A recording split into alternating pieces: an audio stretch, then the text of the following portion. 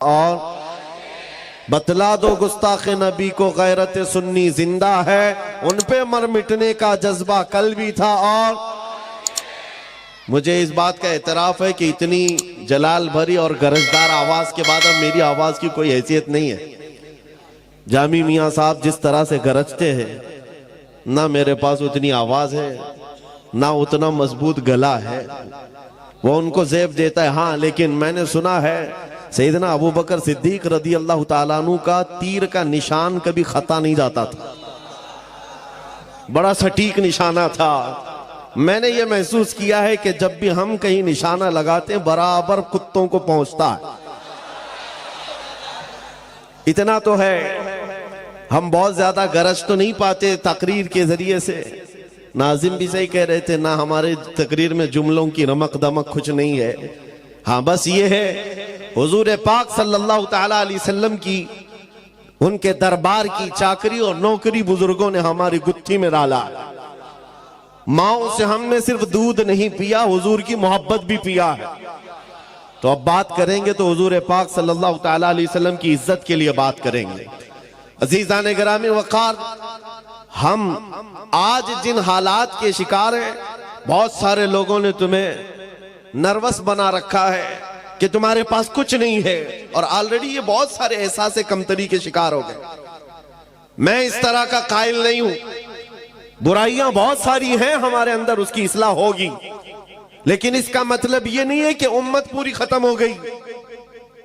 तुम्हारे पास कोई दौलत ही नहीं है, तुम बिखरे हुए हो, टूटे हुए हो, नहीं, मैं इसका कायल नहीं हूं। आज भी हमारे पास बहुत बड़ी दौलत है। इकबाल ने 100 साल पहले कहा था, जरा नम हो तो बड़ी जरखेज है मिट्टी ये साकी। मायूस नहीं हूं मैं अपनी किश्ते वीरां से इकबाल, जरा नम हो तो बड़ी जरखेज है ये मिट्टी। यानी सब कुछ आज दुनिया हमें बता रही है, ये सिर्फ और सिर्फ तुम्हें एहसास कमतरी की बीमारी में लाने के लिए।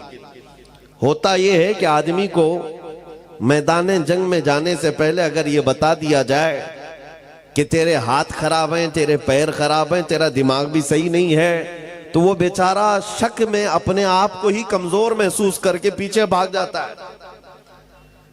अक्सर ऐसा हो रहा है। इस कौम को बार बार ये कहकर डराया जा रहा है कि तुम बिखरे हुए हो, टूटे हुए हो, तुम्हारे पास कुछ नहीं, और ये काम सुलह कुल्ली ज्यादा करते हैं। जमात के अंदर मौजूद गद्दार ये काम ज्यादा करते हैं। मगर हमारा मिशन ये है कि हमारे पास आज भी वो दौलत मौजूद है जो पूरी दुनिया को हिला सकती है। और देखा भी है हमने, देखा भी है, सिर्फ अपने इलाके में नहीं, यूरोप की सरजमीन को भी हिलते हुए देखा जब खादिम हुसैन व्हील चेयर पर बैठकर लब्बैक पुकारता था। माजूर पैरों से खड़े नहीं हो सकते थे, लेकिन उनके नारे में इतना दम क्या था कि यूरोप की पार्लियामेंट में उनके नाम पर डिस्कस होने लग जाए। पता यह चला कि कोई तो दौलत है जो आज भी पूरी कायनात को हिलाती है, कोई तो दौलत है तुम्हारे पास। मैं उसी की तरफ आता हूं। वो दौलत हासिल करना तुम्हारा असल शिवा हो। तुम्हारी जिंदगी का मकसद सिर्फ ये हो कि वो दौलत छीनने ना पाए, बाकी सब जाए, कोई फर्क नहीं पड़ता, कुछ फर्क नहीं पड़ता। आपको एक हदीस के जरिए से मैं बताता हूं। मेरे अजीजों, हो क्या गया है, हमने फख्र करने का जो तरीका है वो दूसरी चीजों पर सीख लिया। इसकी प्रॉपर्टी इतनी है, उसकी प्रॉपर्टी इतनी है, इसका नाम इस पे है, इसका मनसब ये है। इन चीजों को हमने फख्र का जरिया बनाया हुआ है, बल्कि असल चीज जो तुम्हारे पास दौलत है उसे फख्र का जरिया बनाते। दुनिया तुम्हारी आंख से आंख नहीं मिला सकती। आज नबी पाक सल्लल्लाहु ताला अलैहि वसल्लम के वो फरमान की तरफ आओ।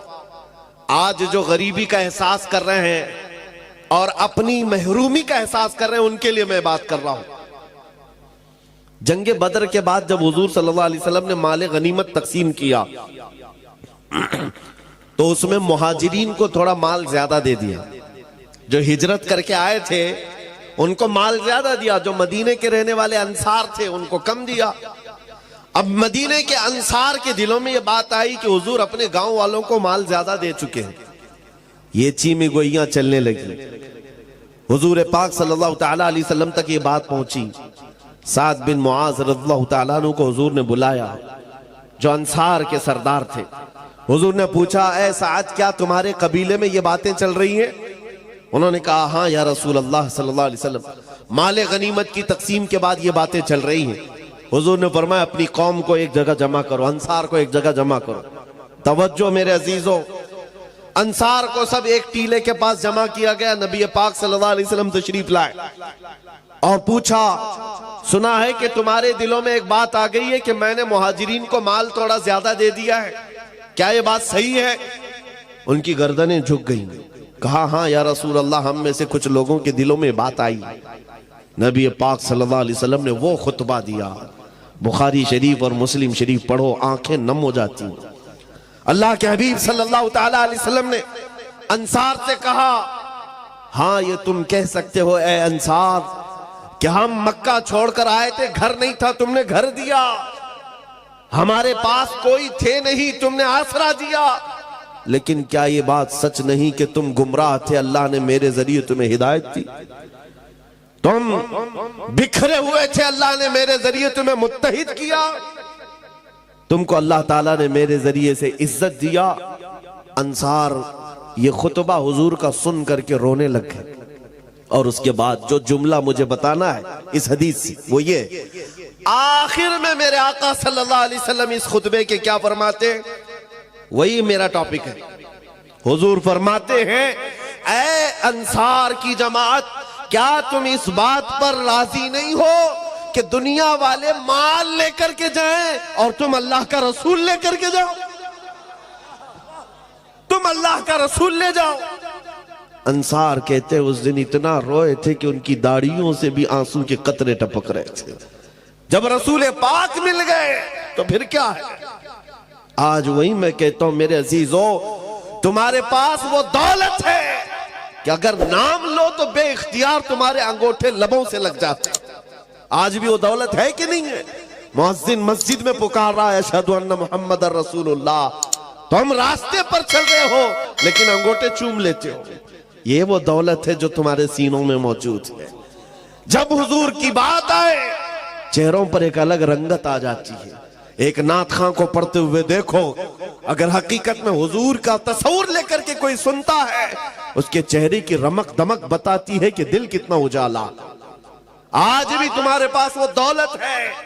और अगर ये दौलत नहीं होती तो ये मीडिया के दज्जाली भेड़िए क्यों भौंक रहे होते? क्यों भौंक रहे होते?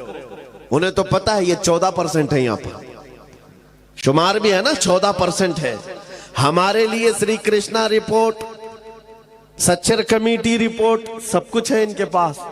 जो 10-10 साल सर्वे किए हुए जजेस ने रिपोर्ट पेश किया है सुप्रीम कोर्ट को कि मुसलमानों की हालत दलितों से भी नीचे है, बैकवर्ड हैं ये लोग, एजुकेशन में कम है, माल में भी कम है, ओहदों में भी कम है, डिपार्टमेंट में भी नहीं है, फौज में भी नहीं है। ये रिपोर्टें क्या ये मीडिया के दज्जाल नहीं पढ़ते? सब पता है, सब पता है, लेकिन बार बार हम पर भोंकते क्यों हैं?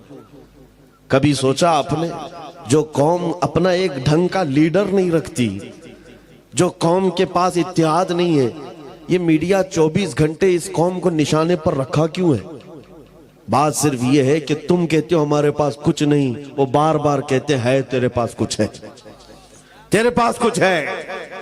तुम बार बार कहते हो हम लुटे हुए हैं, वो कहते नहीं तुम बड़े डरावने हो, तुम्हारे पास कुछ है। जिसको इकबाल कहता है, कुछ बात तो है कि मिटती नहीं हस्ती हमारी, कुछ बात तो है कि मिटती नहीं हस्ती हमारी। सदियों रहा है दुश्मन दौरे ज़मा हमारा, तौहीद की अमानत सीनों में है हमारे, आसान नहीं मिटाना नामो निशा हमारा। मेरे अजीजों, जिस दौलत को मैं आपके सामने रख रहा हूं वही हमारे फख्र का जरिया है। इकबाल ने तो दीन की डेफिनेशन जो की है वो क्या है? टोपियां लगाकर घूमना दीन नहीं, दाढ़ियां सजा करके घूमना, इसी को दीन नहीं कहा जाता, जुब्बों को दीन नहीं कहा जाता। दीन क्या है? बमुस्तफा बरसा खैश के दी हमाओस, अपने आप को नबी के कदमों तक पहुंचा दे, दीन इसी का नाम है। दीन यही है। गर्ब उन रसीदी तमाम बुल हबीस, और अगर हुजूर तक नहीं पहुंच सका तो जिंदगी अबू लहब की तरह। सुलह कुल्लियत का कीड़ा जिन्हें काटा है उनको मैं बताता हूं। हुजूर पाक सल्लल्लाहु तआला अलैहि वसल्लम के लिए सहाबा का जज्बा क्या था। सहाबा किस बात को ऐने ईमान समझते और ऐने हयात समझते। जिंदगी का भी मकसद वही है। क्या था? एक अनस बिन नुज़ैर सहाबी रसूल है। जानते हो इस बात में मशहूर थे कि उनकी बीवी से उनको कमाल दर्जे का इश्क था, मोहब्बत थी, बहुत मोहब्बत करते थे अपनी बीवी से। लेकिन रसूल पाक के सहाबी भी, हुजूर पाक सल्लल्लाहु अलैहि वसल्लम उनके घर आए हैं, दोपहर का वक्त है।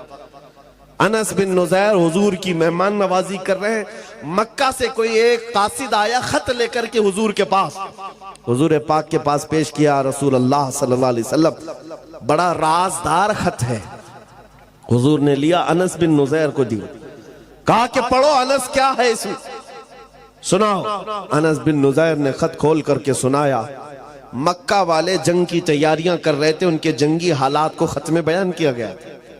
नबी पाक सल्लल्लाहु तआला अलैहि वसल्लम ने खत को बंद करके कहा, अनस ये तेरे और मेरे बीच राज है, तेरे और मेरे बीच राज है। हुजूर ने जैसी ही फरमाया, अनस बिन नुज़ैर ने गर्दन झुका ली। अल्लाह के नबी सल्लल्लाहु तआला अलैहि वसल्लम बाहर निकलकर तशरीफ ले गए। थोड़ी ही देर के बाद इनकी बीवी अंदर से बाहर आती है, कहती है, अनस क्या बात चल रही थी तुम्हारे और हुजूर के बीच में। अनस बिन नुज़ैर जो कमाल दर्जे का इश्क करते थे, मोहब्बत करते थे बीवी, कहते खबरदार वो रसूलुल्लाह का राज, इसमें तुम बीच में मत आना। कमाले ईमान है ये। इश्क को एक तरफ रखो, हुजूर की जात अलग है। जहां नबी की बात आए, बीवी ने कहा मुझे भी तो सुनाओ क्या बात है, मैं तुम्हारी इतनी करीबी हूं। कहा सब ठीक है। हुजूर ने फरमाया राज है।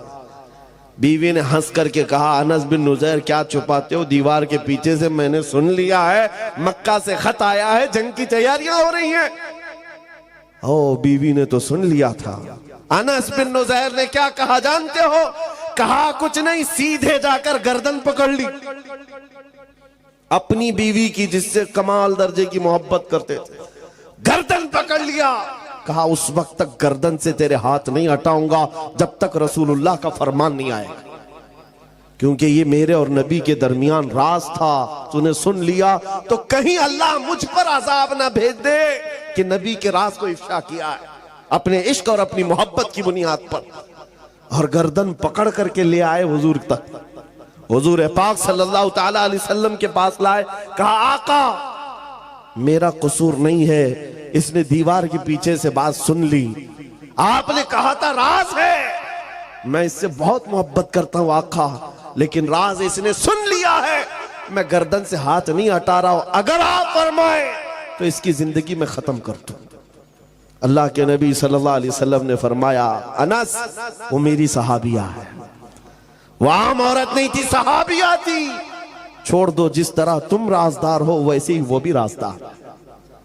अल्लाह के हबीब सल्लल्लाहु तआला अलैहि वसल्लम ने फरमाया, तब अनस बिन नुज़ैर ने हाथ हटाया, उन सहाबा के मेयार को क्या पहुंच सकोगे, सारी दुनिया एक तरफ डाल दी। हुजूर अगर राजी है तो पूरी कायनात हमारी। ला युमिनु अहदुकुम हत्ता यकून हवाहु तबअन लिमा जितु बिही, ये मेरे आका का फरमान सहाबा को याद था। तुम में से उस वक्त तक कोई मोमिन नहीं हो सकता जब तक कि अपनी ख्वाहिशात को मेरी मर्जी के मुताबिक ना बनाए। तुम अपनी ख्वाहिशात के मुताबिक जीने के लिए आए हो दुनिया में।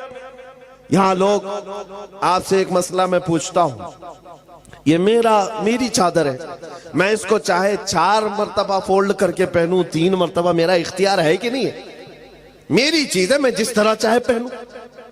मेरा अमामा है, मैं जिस तरह चाहे बांधूं। मेरी चीज का इस्तेमाल मैं जैसे चाहे कर सकता हूं, मेरा इख्तियार है। आपके पास जो चीज है, आप जिसके मालिक हैं, कुछ भी कर सकते हैं।